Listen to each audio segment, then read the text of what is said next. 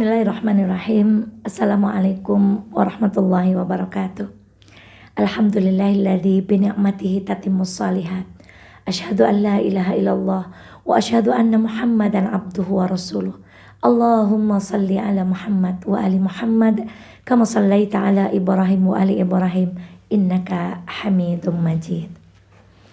Ada kisah yang luar biasa yang semoga menjadi pelajaran untuk kita di bulan ini. Semoga kisah ini membawa iman, membawa kekuatan ketakwaan kita di hadapan Allah Subhanahu wa taala.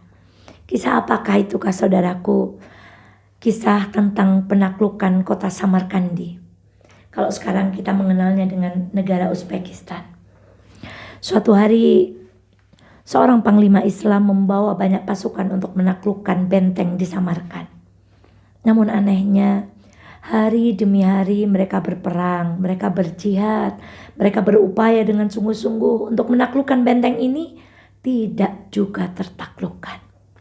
Maka panglimanya bertanya, apa gerangan yang menyebabkan kita tidak bisa memenangkan pertempuran ini? Ia pun mengecek setiap prajuritnya. Dia berkata kepada prajuritnya, siapa di antara kalian yang meninggalkan sholat fardu? Tidak ada satupun prajurit yang mengangkat tangan. Mereka semua melakukan sholat fardu. Panglimanya bertanya lagi, siapa di antara kalian yang meninggalkan sholat sunnah? Tidak ada satupun prajurit yang mengangkat tangan. Mereka semua melaksanakan sholat sunnah. Lalu panglima kembali bertanya, siapa di antara kalian yang meninggalkan sholat malam? Ternyata tidak ada satupun prajurit yang meninggalkan sholat malam sepanjang peperangan itu. Allahu Akbar. Kalau kita gagal dalam strategi, mungkin kita akan bertanya, oh ini gak support nih teknologinya nih, ini sistemnya kurang keren ini kita belajarnya kurang jauh ini. Lihatlah pada pasukan ini, ketika mereka terhalang dari satu kemenangan, yang mereka koreksi adalah kesalahan mereka kepada Allah Subhanahu wa taala. Karena sesungguhnya itulah yang menghalangi kita dari kemenangan-kemenangan. Maksiat-maksiat, dosa-dosa, keburukan-keburukan itulah yang menghalangi kita dari pertolongan Allah Subhanahu wa taala. Lalu dipikir oleh panglima ini, apa yang kita tinggalkan? Qadarullah masya fa'al, terlintaslah di hati pemimpin ini bahwa ternyata mereka semua dengan pasukannya telah meninggalkan satu sunnah, yaitu sunnah bersiwak. Maka kemudian ia buru-buru memerintahkan kepada seluruh pasukannya untuk menebang kayu, untuk dijadikan siwak, lalu mereka semuanya bersiwak. Ternyata ada mata-mata dari benteng Samarkand yang melihat apa yang dilakukan oleh pasukan muslim.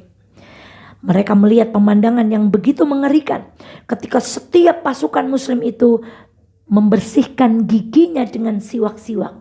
Pasukan musuh ini mengira bahwa mereka sedang mengasah gigi mereka untuk memakan setiap musuh yang dihadapinya.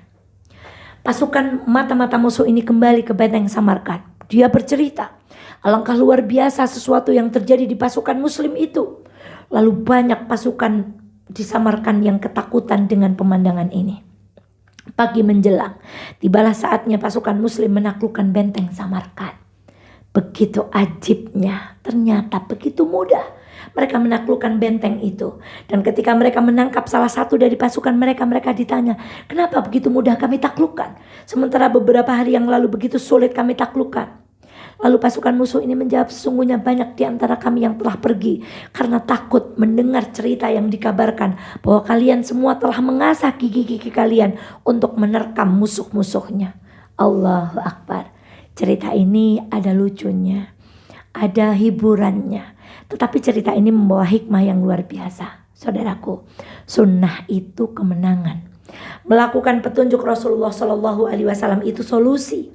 Taat kepada Rasulullah Shallallahu Alaihi Wasallam itu jalan keluar. Maka lihatlah, dengan bersiwak mereka bisa menaklukkan benteng yang selama ini mereka sulit untuk taklukkan. Inilah pelajaran yang luar biasa, bahwa taat kepada Allah itu adalah kemenangan. Bahwa taat kepada Rasulullah Shallallahu Alaihi Wasallam adalah jalan keluar. Bukankah kita telah menyimak kisah-kisah sebelumnya di saat Rasulullah Shallallahu Alaihi Wasallam mengisahkan perang Uhud, ketika Rasulullah menempatkan 50 pasukan pemanah di Bukit Rumat yang dipimpin oleh Abdullah bin Jubair. Kata Rasul, jangan turun. Kata Rasulullah, jangan tinggalkan bukit ini meskipun engkau melihat kami menang atau kalian melihat kami kalah. Tapi ternyata ketika Rasulullah memenangkan peperangan Uhud itu, mereka tergiur. Mereka kemudian berkata, yuk kita turun saja. Karena Rasulullah dengan pasukannya sudah menang. Kata beberapa orang di antara mereka, jangan, bukankah Rasulullah melarang kita untuk turun dari bukit ini? Lalu mereka berdebat, turunlah 40 pasukan, tersisa 10 pasukan. Khalid bin Walid yang kala itu masih kafir melihat kesempatan yang luar biasa ini. Lalu pasukannya yang telah pergi ganti berputar balik untuk menyerang pasukan muslim. Saudaraku, terjadilah kekalahan. Gugurlah 70 sahabat terbaik Rasulullah SAW. Karena apa? Karena ada pasukan pemanah yang tidak taat kepada perintah Rasulullah SAW. Maka ketidaktaatan kepada perintah Rasulullah adalah kekalahan. Melanggar aturan Rasulullah adalah jalan buntu. Melanggar aturan Allah adalah kiamat, berakhirnya setiap perjalanan kita. Maka jangan sampai apa yang terjadi pada perang Uhud terjadi pada kehidupan kita. Perang itu hanya urusan dunia, itu hanya urusan strategi. Tapi urusan dunia saja kalau kita tidak ikut apa yang dituntutkan Rasulullah, kita akan kalah. Apalagi tentang urusan akhirat. Maka kembalilah kepada kisah yang awal.